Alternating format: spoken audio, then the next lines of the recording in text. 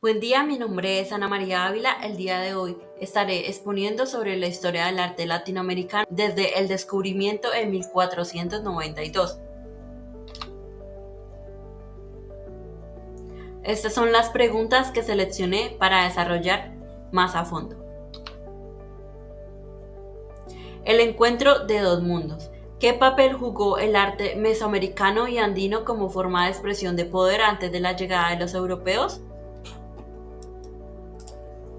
Las expresiones artísticas y arquitectónicas en las civilizaciones precolombinas eran herramientas fundamentales para la proyección del poder.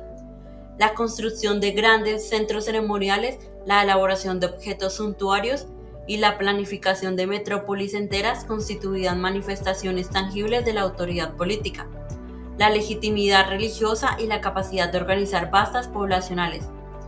Estas obras no solo embellecían el paisaje, sino que lo ordenaban de acuerdo con una cosmovisión específica, reforzando la jerarquía social y el dominio de las élites.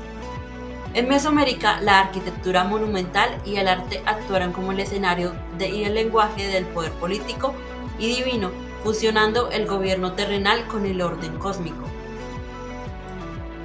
Los olmecas, considerada una cultura madre, esta civilización sentó las bases de la tradición mesoamericana. Su principal centro religioso en la venta es testimonio de una organización social compleja. La construcción de pirámides de barro, el tallado de altares y la creación de ofrendas como las máscaras de jaguar, el mosaico verde, junto a la movilización de recursos para esculpir y transportar colosales cabezas de basalto sin canteras a menos de 60 kilómetros, implican una división del trabajo y una élite de jerarcas religiosos con la autoridad para comandar una fuerza laboral masiva. Fueron además probables precursores de la simbología del dios de la lluvia, del calendario y de la escritura, consolidando su rol fundacional. Teotihuacán. El urbanismo de esta metrópoli de los dioses refleja la consolidación de un poder estatal de gran escala. Su imponente centro ceremonial, dominado por las pirámides del Sol y de la Luna, y sus extensos barrios residenciales planificados que albergaron a una población de al menos 50.000 habitantes, son la prueba de un reino o confederación poderosa. La influencia de Teotihuacán, visible en yacimientos distantes, confirma su rol hegemónico. Teotihuacán. El urbanismo de esta metrópoli de los dioses refleja la consolidación de un poder estatal de gran escala. Su imponente centro ceremonial dominado por las pirámides del Sol y de la Luna y sus extensos barrios residenciales planificados que albergaron a una población de al menos 50.000 habitantes, son la prueba material de un reino o confederación poderosa. La influencia de Teotihuacán, visible en yacimientos distantes, confirma su rol hegemónico orquestado por una clase dirigente que llevó a cabo una de las mayores hazañas urbanísticas de la historia de América precolombina. Los mexicas. La ideología mexica materializada en su capital, La ideología mexica materializada en su capital justificaba la expansión imperial como un mandato divino.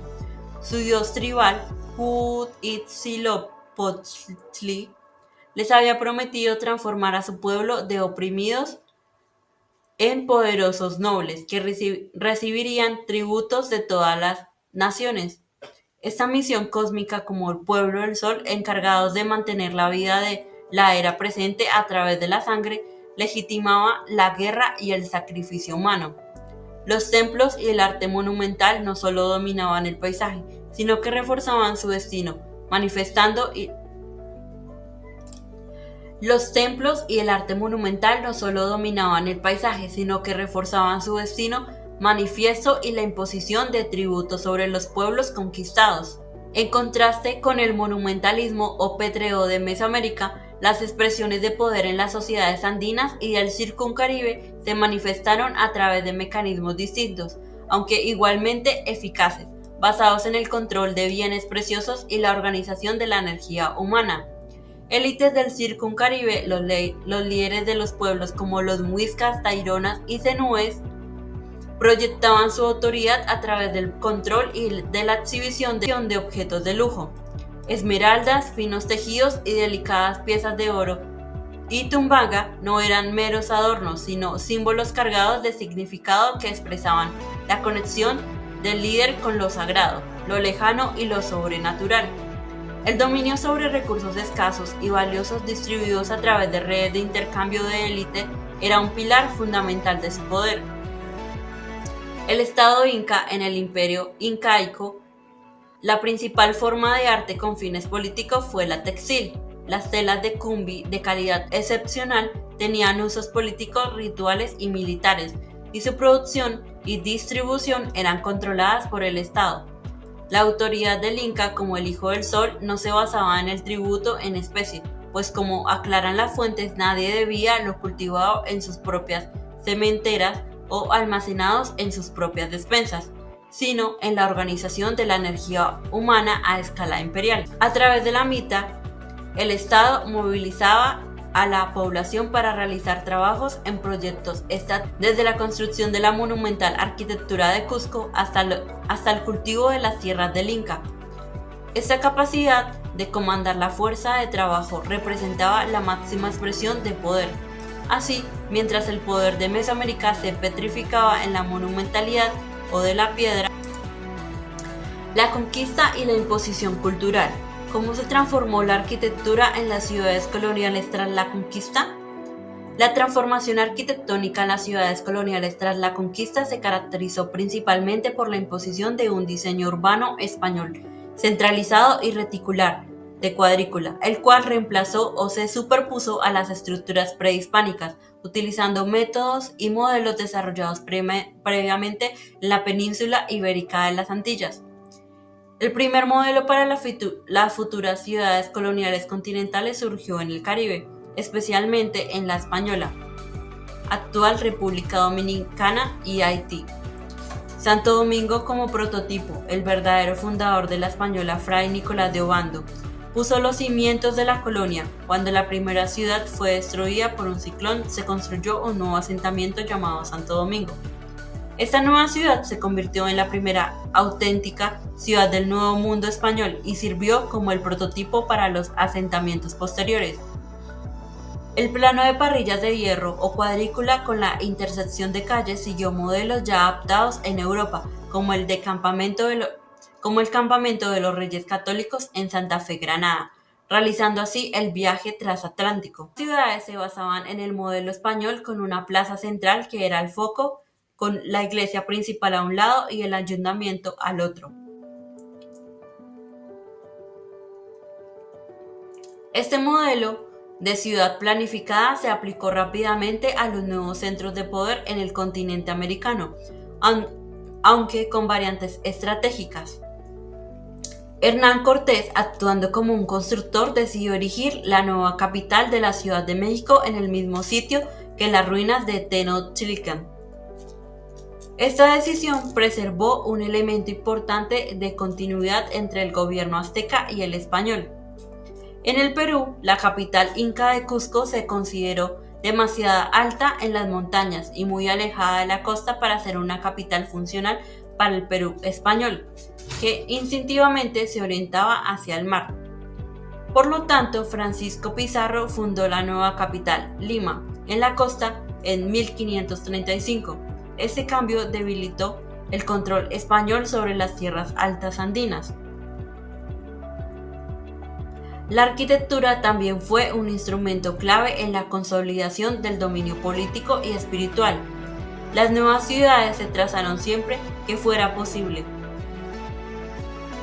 siguiendo el plano de parrilla, proporcionando un marco familiar al colonizador, en un entorno extraño. El arte como herramienta de poder y resistencia. ¿De qué formas el arte indígena se mantuvo activo como resistencia cultural tras la imposición colonial? El arte y la cultura indígena se mantuvieron activos como formas de resistencia cultural tras la imposición colonial, no solo a través de la preservación de antiguas tradiciones, sino también mediante la adaptación de elementos europeos y la reinterpretación simbólica del nuevo orden. Este proceso de continuidad y cambio permitió a las poblaciones nativas preservar su identidad a pesar del trauma de la conquista. Las principales formas de manifestación de esta resistencia cultural a través del arte y las costumbres incluyen supervivencia e justaposición religiosa y simbólica. Tras la conquista, la religión oficial de los imperios azteca e inca desapareció, pero el culto popular sobrevivió, a menudo de forma encubierta o adaptada. Sincretismo y simulación. Los indígenas se aferraron tenazmente a sus propias creencias y ritos, rechazando el dominio colonial. En lugar de que ambas religiones se fusionaran en una síntesis, permanecieron justapuestas. Ocultamiento de ídolos. Si bien los españoles fomentaron el sincretismo al erigir iglesias y cruces en antiguos lugares sagrados, los indígenas, a la inversa, disimulaban sus ídolos y ritos bajo un velo cristiano. Los documentos españoles de la época, como los de la campaña para extirpar la idolatría en los Andes, revelan que los nativos escondían huacas, dioses locales, dentro de las propias iglesias. Rechazo a la fe extranjera. Existía la creencia generalizada de que el Dios cristiano y su esfera de influencia se limitaban al mundo de los españoles, mientras que los dioses nativos como los huacas o las montañas Guanami en los Andes protegían a los indígenas. Los frailes españoles a menudo deploraban que los indígenas solo fingieran su participación en las creencias católicas, sin ser más cristianos que antes de la conquista. En los Andes, movimientos como el Tagi-Ongo, que surgió alrededor del 1560, constituyeron una forma de resistencia puramente cultural y religiosa. Los predicadores del Tagi-Ongo anunciaban que los dioses nativos Waka resucitarían y vencerían al dios cristiano y que el mundo se invertiría expulsando a los españoles. Sus seguidores eran instados a renunciar al cristianismo, los nombres españoles y la ropa y comida europeas, volviendo a ritos de la purificación y penitencias tradicionales. Preservación de la estructura social y la cosmovisión. La continuidad de las estructuras sociales precolombinas, aunque fragmentada, sirvió de base para la resistencia cultural y social. Modelos de asentamiento y organización comunal. A pesar de las reubicaciones forzadas que buscaban que los indígenas vivieran en aldeas al estilo español, la antigua organización comunal se mantuvo o fue reconstruida sobre la base de los lazos de parentesco y ayuda mutua. Las aldeas y sus tierras a menudo seguían organizadas bajo el modelo dual tradicional, asegurando la continuidad de las creencias religiosas vinculadas a la tierra y a los antepasados. Reinterpretación cosmográfica. Escritores nativos como Felipe Guamán, Poma de Ayala utilizaron géneros e incluso convenciones europeas como el dibujo y la escritura en español para mantener la estructura original de su cosmovisión y emplearla como crítica al sistema colonial. Poma dibujó el mapa de los Andes centrado en Cusco, a pesar de que Lima era la capital virreinal y ordenado según las 4 regiones del antiguo imperio inca. Empleó el concepto cíclico andino de tiempo para describir la invasión española como una catástrofe que había trastornado el mundo y apeló al rey de España para que lo restaurara, una petición formulada dentro de las categorías del pensamiento andino. Las instituciones coloniales y el arte. ¿Cómo influyeron las órdenes religiosas en la formación de estilos artísticos locales? Las órdenes religiosas desempeñaron un papel crucial en la formación de los estilos artísticos y culturales locales, especialmente en las zonas centrales de Mesoamérica y los Andes, donde buscaron imponer el cristianismo y en el proceso transformaron el paisaje arquitectónico y cultural. La evangelización en sus primeras etapas fue dirigida principalmente por miembros de las órdenes regulares como los franciscanos, dominicos y agustinos. En Nueva España, el ímpetu de esta conquista espiritual condujo a una transformación del entorno físico y visual. Los misioneros movilizaron a grandes grupos de indígenas para construir los grandes conventos e iglesias, parecidos a fortalezas que cambiaron el paisaje arquitectónico del centro de México en las décadas inmediatas a la conquista. Los frailes emplearon la música y la pintura como herramientas esenciales para explicar su mensaje cristiano. Estos grandes edificios y la nueva iconografía ayudaron a llenar el vacío espiritual y ceremonial, dejado por la desaparición de los sacerdotes nativos y la derrota de sus antiguos dioses. En ambas regiones, México y Perú, los indígenas se aferraron tenazmente a sus propias creencias y ritos tradicionales, lo que llevó a un fenómeno de sincretismo artístico y cultural bajo una nueva hegemonía. Hacia la independencia. ¿De qué formas el arte indígena se mantuvo activo como resistencia cultural tras la imposición colonial? Las formas en las que el arte y la cultura indígena se mantuvieron activos como resistencia tras la imposición colonial fueron múltiples y se manifestaron en la supervivencia de estructuras sociales, la continuidad religiosa y la reinterpretación ideológica del mundo, especialmente en Mesoamérica y los Andes. A pesar de la caída de los grandes imperios azteca e inca, las altas culturas no murieron. Muchos de sus logros sobrevivieron a la conquista española y continuaron siendo elementos de la cultura de muchos pueblos en México y América Central.